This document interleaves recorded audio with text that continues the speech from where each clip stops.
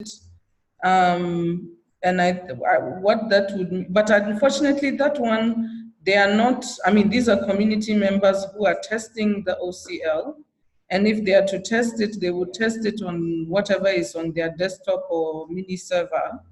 If we would like to test it on a live one, I've been trying to get one or two people to look at it with not much luck at this time. Apparently it's very busy out there in the community, but I will do my best to get at least one of the implementers to come on board. But Herbert is here. If you need to do other types of complex testing or beyond the platform, Herbert and Waweru are here to assist. So I assume, or I'm actually not that I assume, but I know that Lincoln and Herbert and Waweru have spoken at different times. Lincoln, did you mention this particular aspect to them, to Herbert and Waweru? No, I did not. Yeah, but Okay. but the assumption was we were testing all scenarios. So yeah, so since they are on the call, I wonder if Herbert will be able to test with this. I think if Herbert is here to assist with that, so I think Herbert can take that on. Herbert? Hello. Hi, Herbert. Hi, everyone. Yes, I'm okay with it. Fine. Great. So if you could please give us some feedback in terms of that particular issue, going from start to finish, in terms of the process of uploading it, installing it, and then using it on the reference app and on the platform. I think that would be fine. Then I will also look for an implementer to see if they can test it on that. I know that there's one, the main one is PIH. There's a few others out there. I'll do my best to identify one to assist and communicate that when I get that information. But Herbert, if there's any issues, Herbert and Lincoln, Herbert and I, we speak quite often. So if you have any issues or blockages around that, let me know. Then we'll see how best to handle it. Okay, all right. Okay, so I guess that's it unless anyone has anything else. Yeah, I'm having something that I came out after the testing. I think I can share my screen briefly so that everyone can look through a bit. Sounds good. Please proceed. Yeah, I'm doing that.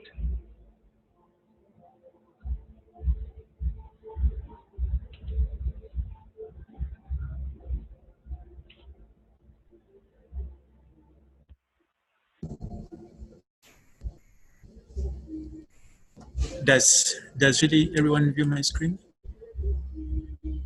Yes, we can see it. Yeah, the first thing that I tested out, I got to see that the app is compatible with the different devices. That is the phone. I found it responsive, just to be brief. I also had an issue with, which I discussed with you, Lincoln, about populating the section of the dictionaries of the public dictionaries. When I insert a new dictionary, at least I would think that when I click around here, I get something here. Maybe the latest dictionaries, the last inserted dictionaries, I get them around here.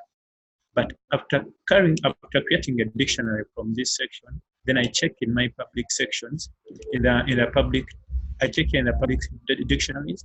I don't find any dictionary there. I found that a little bit confusing to me.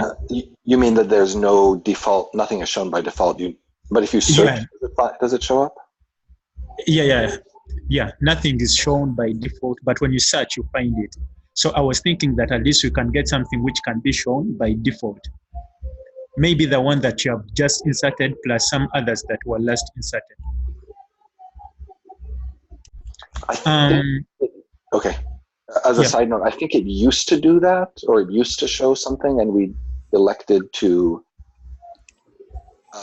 for some reason, we switched it to work this way. I don't remember the reasoning. The reasoning was pagination, or there's too many of them. It's not.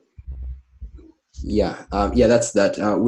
Without like the pagination, fetching everything at once was like really, really heavy. So it would take really long.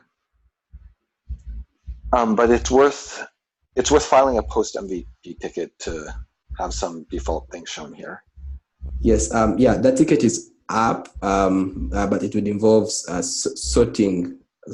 filtering for filtering out non-OpenMRS validated dictionaries, like on the back end. So that ticket is up, indicating that.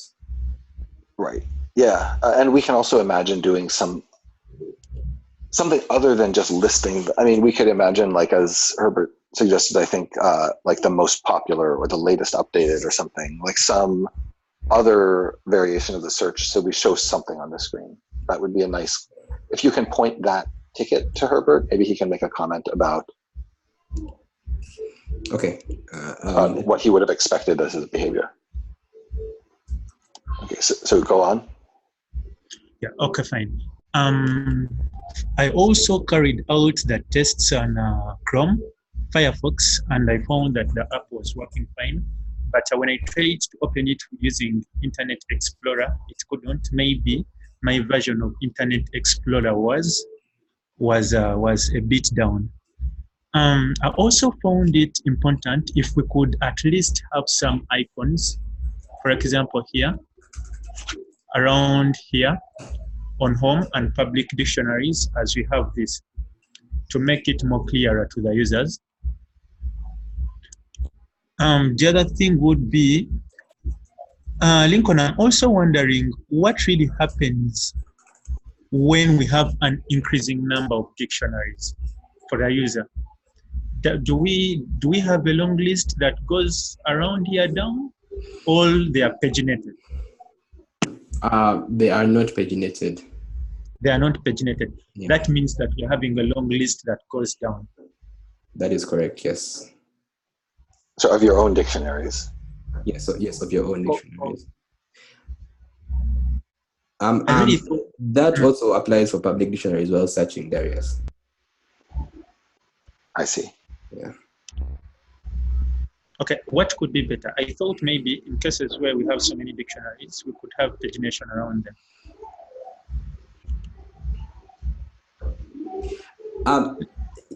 Yes. I mean that is ideal. That is actually what we wanted to do. But like when I looked into that, so I sort of found several blockers in that regard. So the first was, first of all, we would have, so like right now we fetch all collections for a user and then all collections for each of the users' organizations. So there's no single endpoint for like for fetching all collections a user can manage or something like that. Have you created a backend ticket for that? Yes, that is there. Okay. It's not open. I remember we talked about this, and I think I speculated that realistically nobody would have more than, say, 30 or so dictionaries they can manage. Or I mean, it would be the typical number of some is like less than 5, and even 10 is more than most people would have. So I think I had said, don't worry about the pagination on that home screen. But it is worth capturing for post MVP.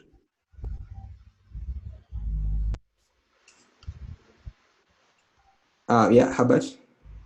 Okay, fine. Also, when I was trying to select a concept, for example, here, I check this, and I also check this. When I get to find that I'm having 2 ticks around on the 2 concepts, I thought maybe we could only select one, and then after when you're selecting another one, the other one is unselected. Because when I try to select all of them, I really find out that the list which is displayed here is a bit disorganized, and it sometimes takes some time to pull out that list. I don't know how you handled that, Lincoln.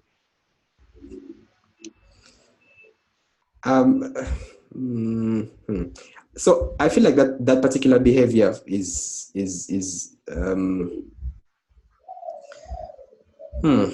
okay, yeah. So I feel like that's better, like giving the user an option, like to select multiple groups rather than having a single radio thing would make more sense.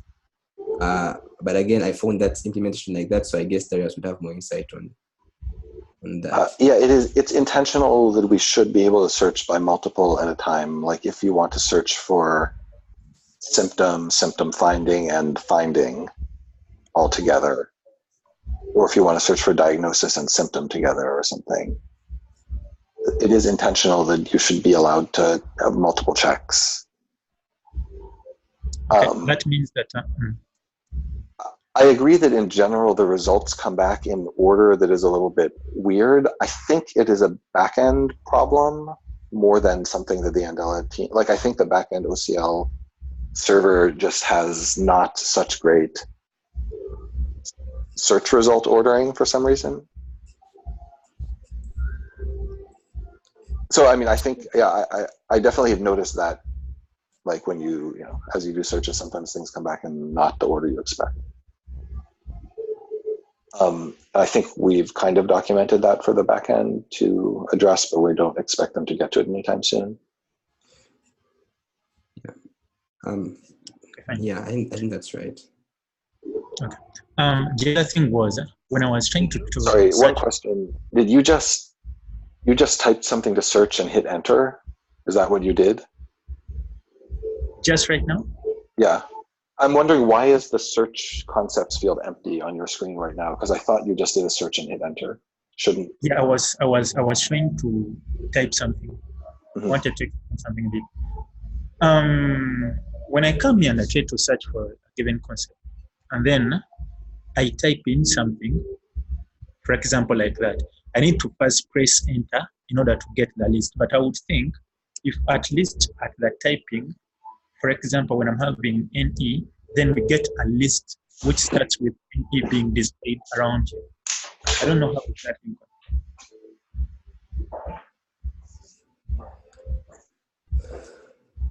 This is also intentional, the current behavior, because the backend server is a little slow. So it felt like the actual results don't come back fast enough for the search as you type to feel good. I think, because I think actually they'd originally implemented it that way and we changed it to have to press enter for that reason. Okay. Sorry, I'm going to need to run now. I realize we're past the hour, but I'm interested I'm curious if you write down the rest of these findings. I'll take a look at them later today when I have a chance. Thanks, everyone. I'll catch you later. Okay. Thanks, Darius. Thanks, Darius. Lincoln, can I continue a bit? Yes, please continue. Yeah. The other thing that I also looked at, there is this section of carrying out bulk activities. For example, adding bulk concepts. When you come around here, personally, when I come around here, I get this thing which said concepts IDs to add. I don't know in which am I adding this concept. So I was of a view that maybe we could add a placeholder around here describing how to add these IDs. For example, sometimes when people are adding bulk data, they always use commas to separate the data. But I tested out when using commas, it was working fine. And I also tested out when commas weren't there, and it was also working fine. So I was thinking that we can go on and use a placeholder around here to describe the way that people are able to add on the different concept IDs around there. Lincoln. Yeah. Some more informative text here. Okay. Yeah, sure. Okay. Also, among the scenarios that were on the Excel sheet that we are working on, you talked about adding a diagnosis concept as a data type. I didn't get this because a diagnosis came out as a class. I think you noticed that. Yes, I think Paul also noted that. Yeah, I think this was a typo, but actually Paul had mentioned this for Darius to confirm. But I think this was a typo, but we can confirm with Darius. Let me just add a comment to that doc. Okay, fine. The other thing was also that when I was adding a diagnosis concept of data type coded, I couldn't get the widget for answers. Sorry, pardon? When you When I was adding, could you please when I just was, show?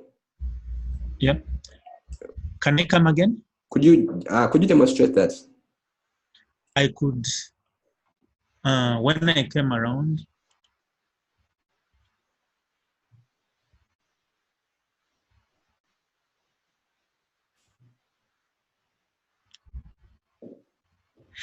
it is taking some time. Then go to concepts. Then when I was creating a diagnosis concept here, for example, I can drop in any ID here. Then when I selected